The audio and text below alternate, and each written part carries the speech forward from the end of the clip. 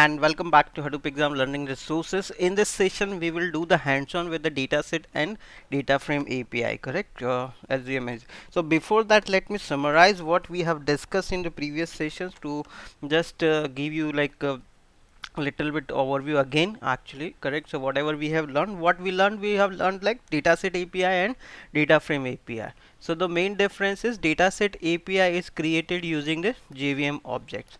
Why JVM objects? Because this has a type information attached with it, correct?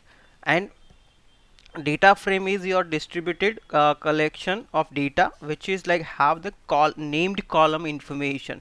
It may or may not have a type information with them, correct? So most of the time while working, when you run the SQL query, you will always get the data frame as an output, okay? And similarly, like various times the data set object will be created. So as you do the practice, you will get to know whether it will return a data frame object or whether it will return a data set objects, correct?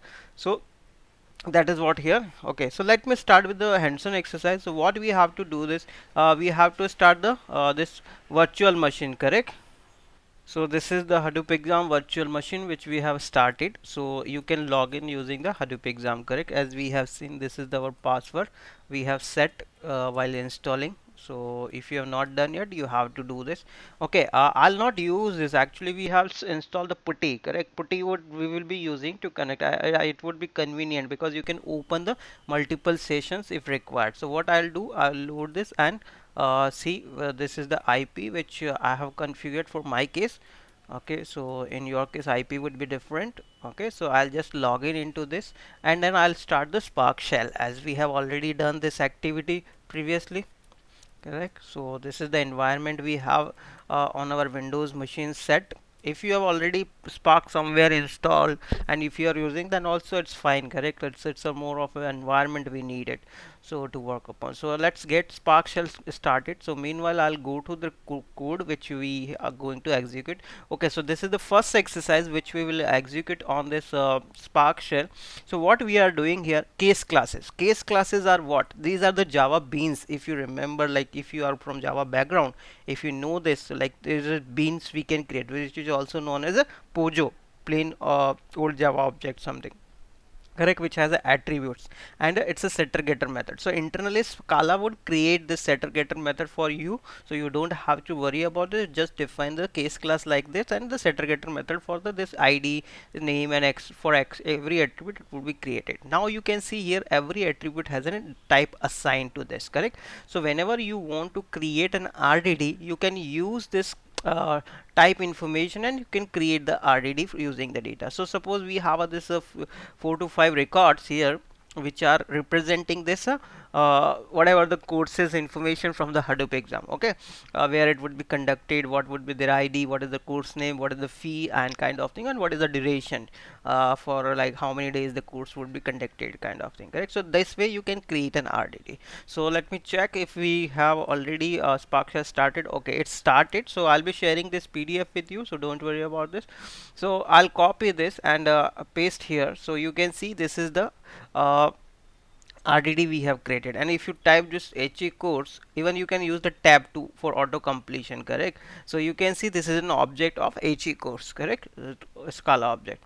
Okay, and now to create the RDD, it's a simple similar way. In the core Spark training we have already done this thing. So we would have a sequence of the rows records which we are creating. So what we have, sequence of rows, this is my one rows, this is another rows kind of thing, correct? So this we have 4 to 5 records here. So I'll convert them into the RDD. So what we do, use the Spark context, correct, here. So you can see here a Spark context is available, correct? You can use this Spark context to create the RDD, correct? Okay, so what it is, there is some space issue.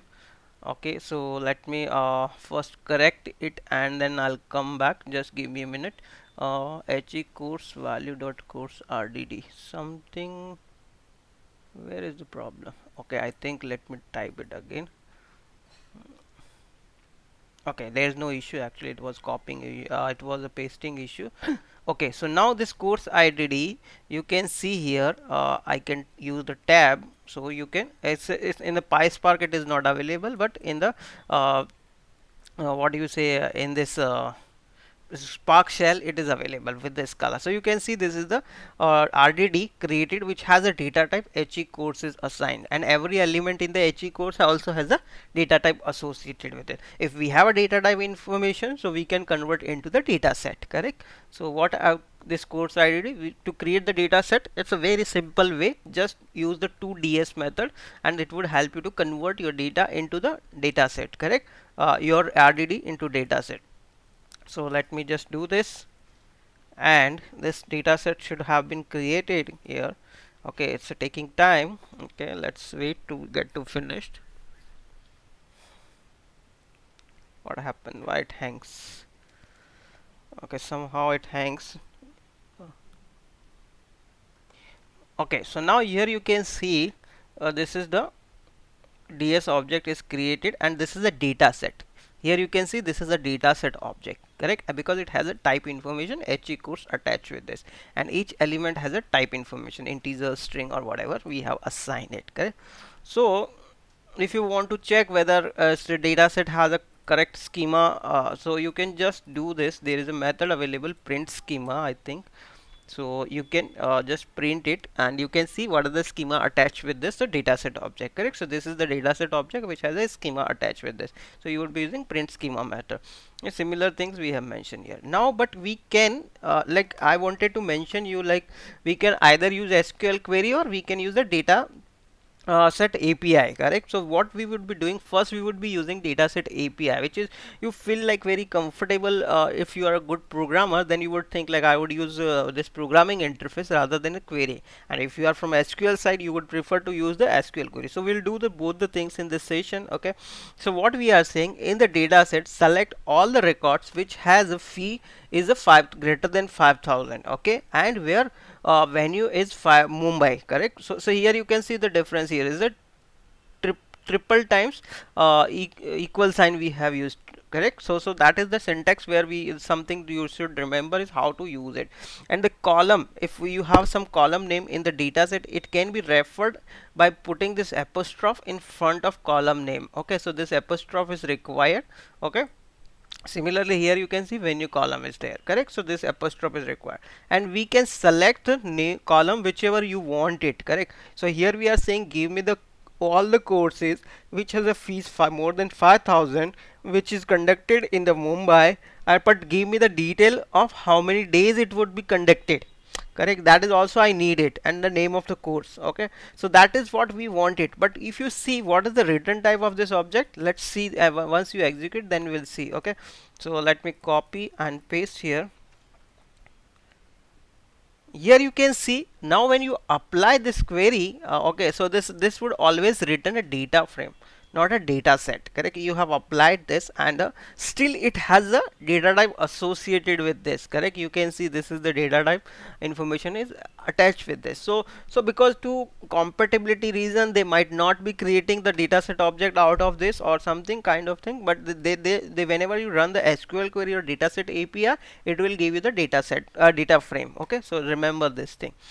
Okay, because there is no way as such we can explicitly define it would return the data frame only kind of thing. So whenever you run the SQL query or this dataset API, it will always return a data frame. Okay, so remember this. So if you see the type is here, now what we can do, this data set, whatever this filtered data frame, okay, we can create an view on this, correct, using the view. So if you are comfortable with the SQL query, so what you always do this, even people who are appearing for the certification exam, wherever hands-on exams are there, people prefer to convert into the data this table. So it would be if they are comfortable with the query.